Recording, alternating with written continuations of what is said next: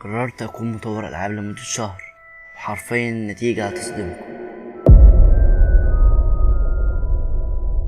هو ده شكل الفولدر يا شباب اهو، الصورة جامدة جدا. اللعبة عبارة عن يا شباب عن محقق، هو في اللعبة اسمه محقق موجوجو، لكن في الحقيقة هو اسمه محقق ترجر. انا مش عارف بقى، انا لخبطت نفسي الصراحة. فانا بحب محققين وكده يا شباب يعني فعملت لعبة عن محققين، يعني حرفيا تقدر تخلص اللعبة في 15 ثانية بس يا شباب. انا مش عارف ازاي اللعبة عاملة 100 ميجا فجأة كده، مش عارف ايه السبب الصراحة. 180 ميجا يا شباب اللعبة وربنا اللعبة قصيرة جدا يا شباب. طبعا يا شباب قبل ما ندخل بس انا هكون كاتب صوت اللعبة اولا، ثانيا كل الحاجات اللي تكون في اللعبة انا راسمها بايدي، يعني ما سالتش ولا اي حاجة الا الموسيقى بس، عشان كده الموسيقى عليها كوبي رايت وكده، فعشان كده هكتب صوت اللعبة يا شباب. تعالوا ندخل بسم الله. طبعا يا شباب الصورة شكلها محمد جدا. طبعا دي يا شباب يعني اول لعبة اعملها، طبعا ما حدش يتنمر لان اللعبة مبتدئة جدا. هي دي يا شباب البداية.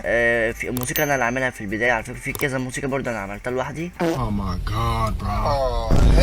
ماشي. دلوقتي شباب طبعا حرف الاي ده لو دوسناه هيكون في صوتي وصوت مخربش كده، فاهم؟ حاجه قديمه. بصوا يا شباب، انتوا لو عندكم فضول تعرفوا الموسيقى والاصوات وكل حاجه، وهسيب لكم لينك تحميل اللعبه طبعا.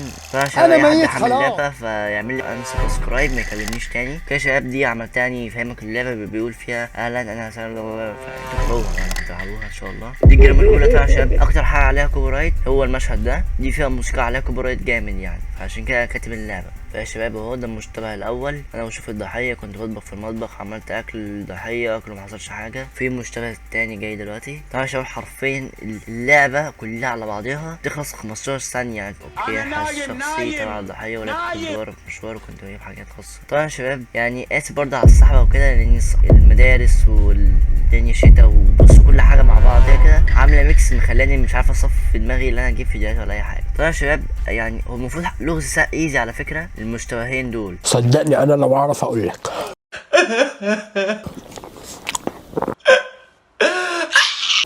انا ذات نفسي مش عارف. طبعا رسمتهم بنفسي، ورسمت السكين الجامد ده جامد جدا، جميل قوي. او ماي جاد على جماله.